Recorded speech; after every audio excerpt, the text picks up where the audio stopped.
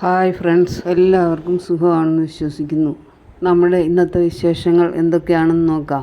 രാവിലെ ബ്രേക്ക്ഫാസ്റ്റ് കഴിഞ്ഞു. ഉച്ചക്കത്തേക്കുള്ള ഊണിന് നമുക്ക് എന്തൊക്കെ കറികൾ ഇന്ന് വെക്കാമെന്ന് നോക്കാം. നമുക്കിന്ന് കുറച്ച് പീസ് മീനാണ് കിട്ടിയത്. വറ്റാട പീസാണ് നമുക്കിന്ന് കിട്ടിയത്.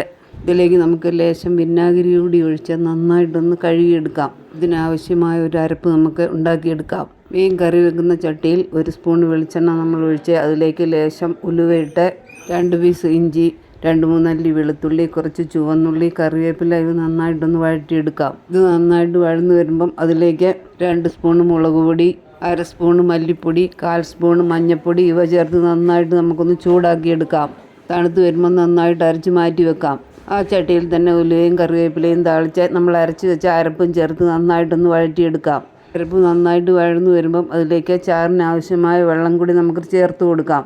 അരപ്പിന് ആവശ്യമായ വെള്ളം മിക്സിയുടെ ജാറിൽ കഴുകി നമുക്ക് ഇതിലേക്ക് ഒഴിക്കാം.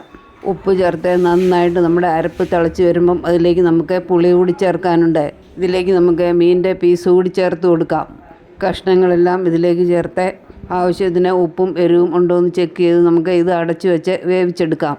നന്നായിട്ട് തിളച്ച് വരുമ്പം സ്റ്റൗ സിമ്മിലാക്കി വെച്ച് ഇത് വെന്ത് വറ്റി വരുന്നത് വരെ നമുക്ക് വെയിറ്റ് ചെയ്യാം.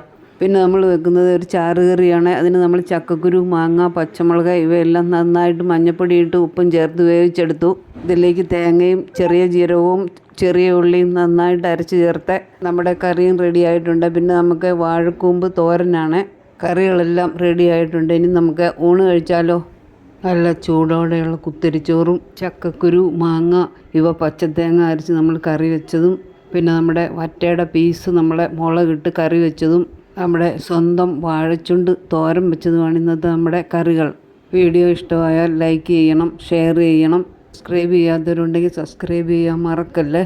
പുതിയ പുതിയ റെസിപ്പികളും പുതിയ പുതിയ വിശേഷങ്ങളുമായി വീണ്ടും കാണാം എന്ന് പ്രതീക്ഷിക്കുന്നു.